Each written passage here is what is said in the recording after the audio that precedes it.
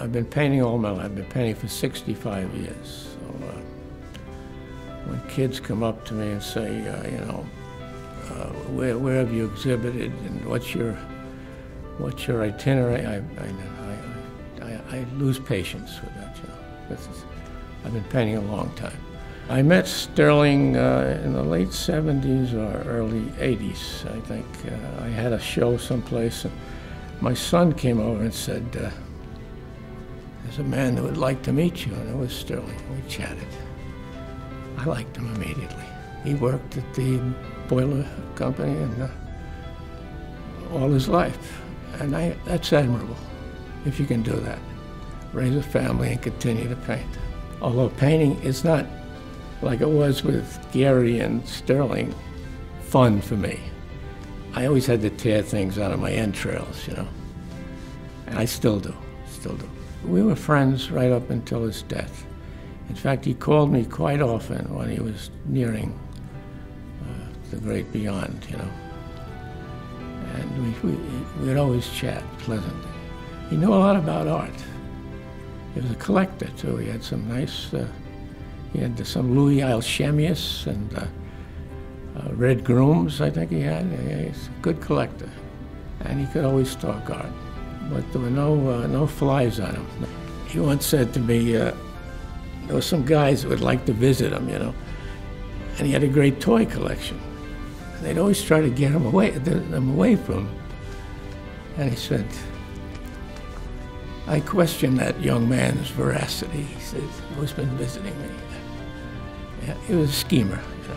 His wife, Dorothy, no one's mentioned her, but she protected him, You'd go visit him, and she'd come out and say, it's time for a sandwich. And then it was time to leave, She protected him all the time. Very sweet lady. Yeah. I like to talk to him because he knew the history of it. He knew all the social realist painters, the guys I studied with. I studied with Raphael Sawyer. I don't know if you know the Sawyer brothers. And he knew them all, and you could throw something out at him. The conversation would begin and continue, He was good man. He was his own man. He was influenced by Milton Avery, I think. I think Sterling was influenced by him. I see that in his work. I don't know when he painted, but he never wasted a piece of masonite. I mean, he had tiny little things, and he gave me many things. He called them his green stamps. The little tiny piece of masonite with a painting on it. And from tiny to big, he never wasted a piece of masonite. I think he maybe did 2 or 3 a day.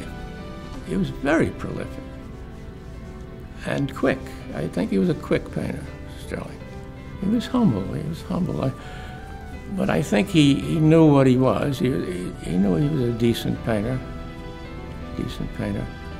I mean, he never stopped, this man, never stopped working. It's incredible. Even up until his death, he was doing this whole series of self-portraits at 85, 86. I have one of them.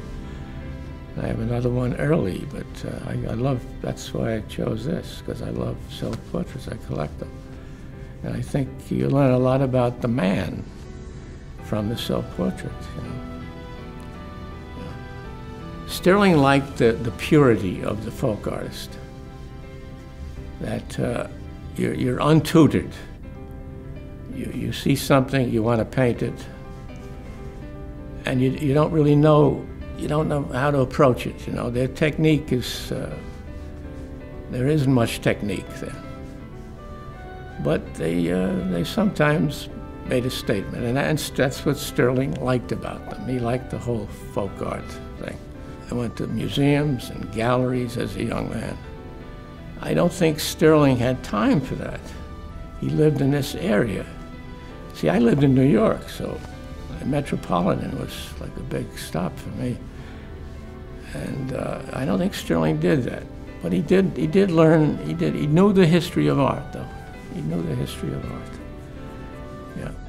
Well, as I said, Dorothy was very protective of him. You know that. Yeah. You know, she didn't like these guys coming around trying to steal his toys and stuff.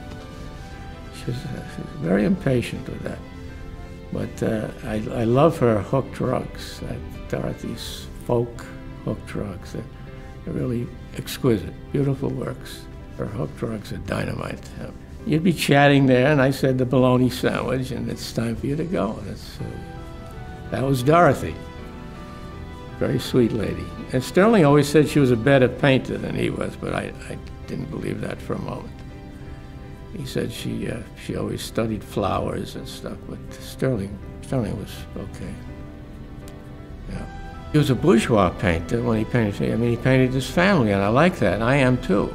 I paint my family. I've always painted my family, and he did too, his wife and child. I remember I visited him once, and he took me up. See, the house was filled with paintings stacked against the walls and stuff.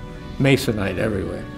He took me upstairs, and he opened the door, and behind the door, there's a double nude of him and Dorothy, painted when he was a very young man. Yeah, and I thought that was, I never saw anything like that of Sterling. To see Sterling's work like that was quite an eye-opener. I enjoyed it. He's a good man. Yeah.